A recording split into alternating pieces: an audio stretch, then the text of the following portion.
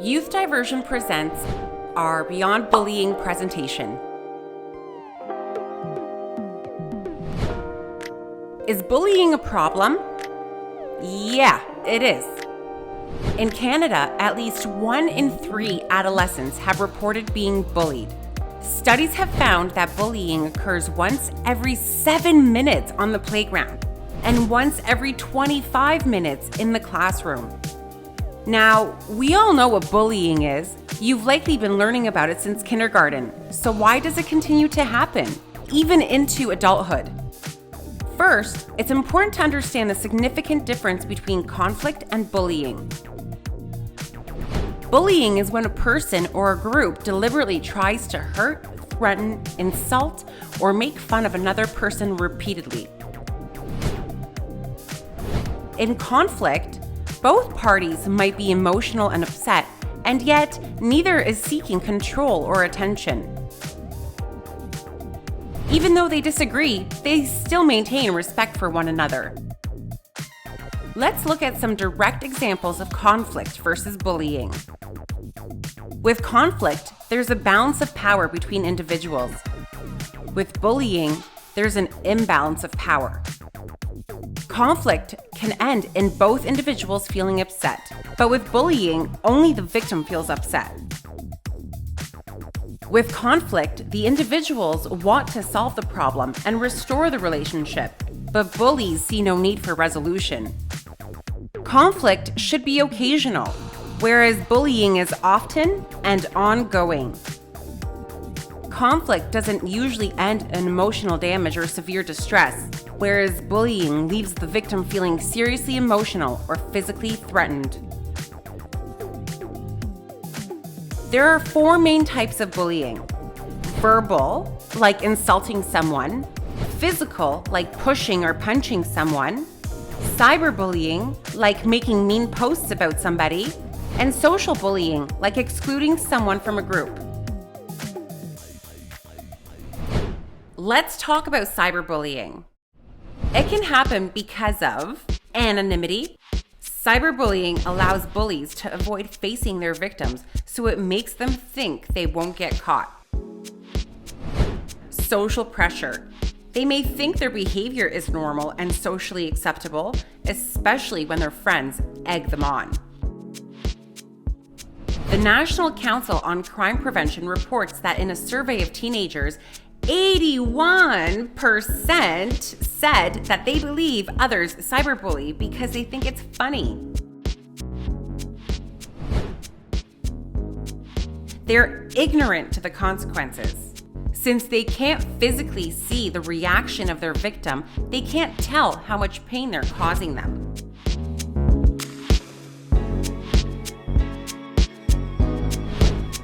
Let's talk about roasting. Roasting someone consists of light insults without vicious or harmful intent. Most of the time, roasts are simply meant as a funny and sensitive joke towards someone. However, when taken too far, roasting can become vicious and cause serious harm and emotional damage. If it's a one-time thing, it may not be bullying. Although, is it a good idea regardless of the intent? Youth Diversion doesn't think so. Think about it. If your friend accidentally shot you with a gun, would it hurt any less because they're your friend? Of course not. These friends don't always have the best judgment to know when they've gone too far. This can be confusing for insecure teens who are hyper aware of the differences between a joke and the real thing. So, who is most likely to bully? Research tells us that bullies have negative beliefs about their peers, themselves, and school. They usually struggle academically and come from a family environment characterized by conflict and poor parenting. Who's at risk? We should evaluate the reasons why someone may be bullied, and there are a multitude of them. The isolated, as in someone who doesn't have many or any friends. The vulnerable, those who are introverted, shy, or anxious. The popular, even quote-unquote mean girls being threatened by someone overtaking their status. The successful, bullies can be intimidated by intelligent people who are good at things. Distinctive physical features like having large ears or acne. Those with an illness or disability, for example, people with a physical disability, people with autism, or those with Down syndrome. Those with a different sexual orientation, so basically anyone who identifies as other than heterosexual.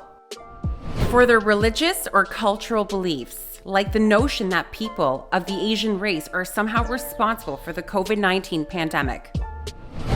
And those of a different race, like white students bullying black students. Remember, bullying is about the bully making a bad choice. It is not the fault of anyone in any of these categories if they're being bullied. Let's discuss the impact on someone being bullied. Some believe that bullying is part of growing up and a way for young people to learn to stick up for themselves. But it can have damaging long-term mental and physiological effects. Some of these effects include isolation, withdrawal from family and school activities, shyness, like being too afraid to talk to classmates or attend birthday parties, headaches or stomach aches, anxiety or panic attacks, sleeplessness or even sleeping too much, and nightmares and exhaustion.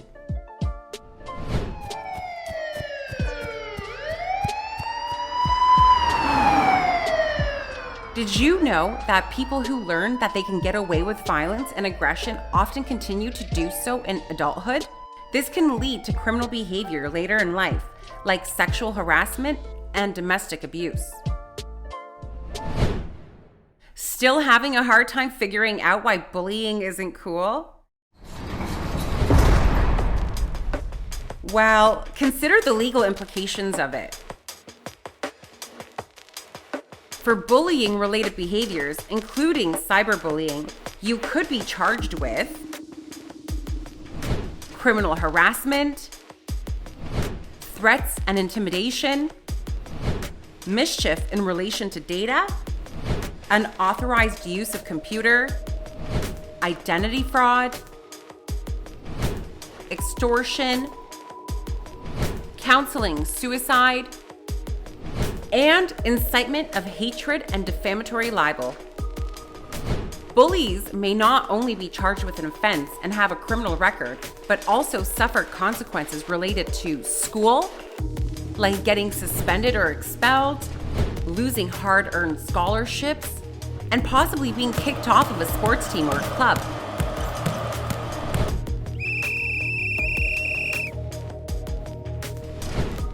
Your emotions. If your own actions cause someone to feel pain, you could face an enormous amount of guilt. And not to mention the very expensive court and lawyer fees.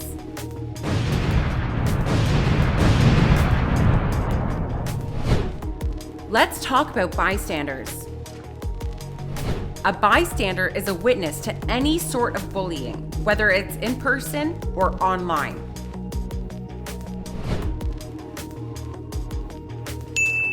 Did you know that bystanders are present during bullying situations 80% of the time? There are 4 main types of bystanders, and each play a different role in bullying.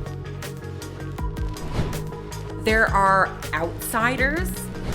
These people witness the bullying situation, but stay out of it and do not get involved. Defenders. They help by intervening in the moment while bullying is occurring, or take other actions like telling a teacher.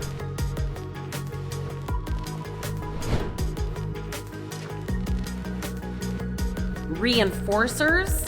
They support the bullying behavior and may laugh, encourage, or cheer during or after the bullying incident.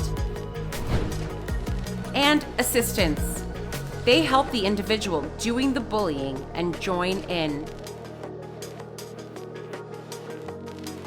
In the majority of cases, bullying stops within 10 seconds when peers and bystanders intervene.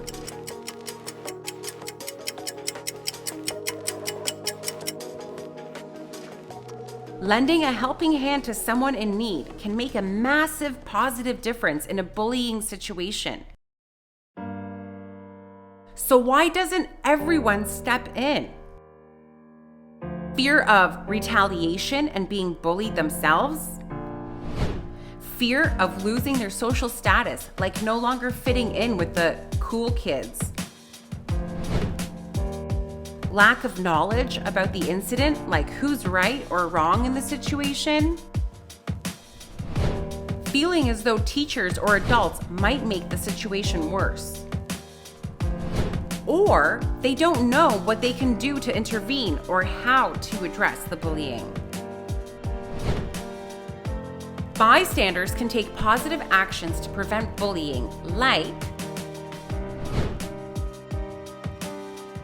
being inclusive by welcoming others to join their activities in groups.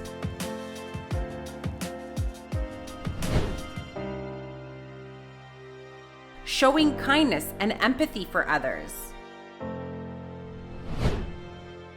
Being friendly to others, regardless if they're in your circle of friends or not.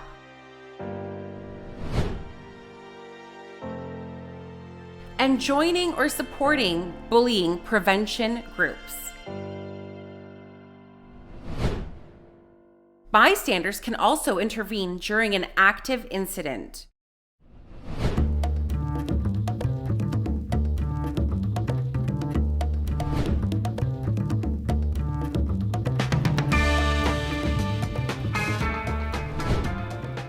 By defending the target of the bullying,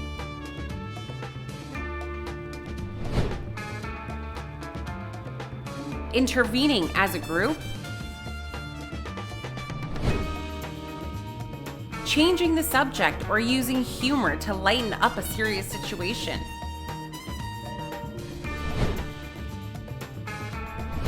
questioning the bullying behavior, openly stating your objection to the bullying, approving the victim and validating their social status.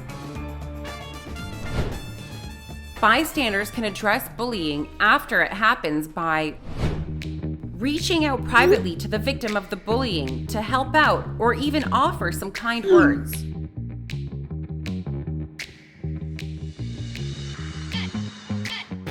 You'd be surprised how much checking up on someone can help.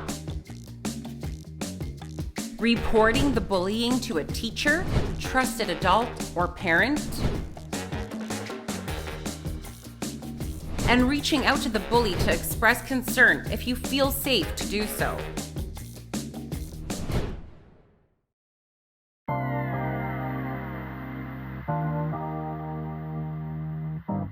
Being a victim of bullying is never fun. Here are some tips on what you can do if you're being bullied. You need to get help. If you are being bullied, don't keep it a secret.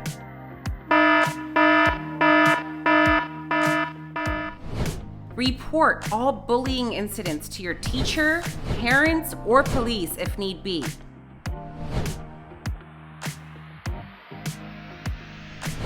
Keep track of any bullying incidents by saving messages, pictures, and copies of conversations. And increase your security settings online.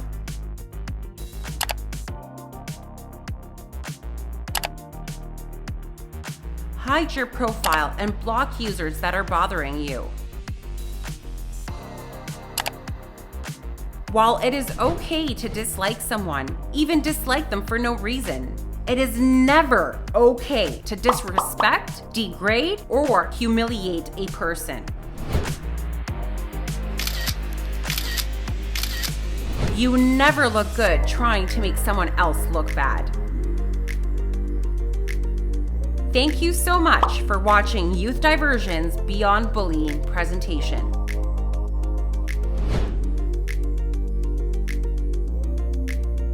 Hi everyone, my name's Joanna Conrad and I'm the Executive Director of Youth Diversion.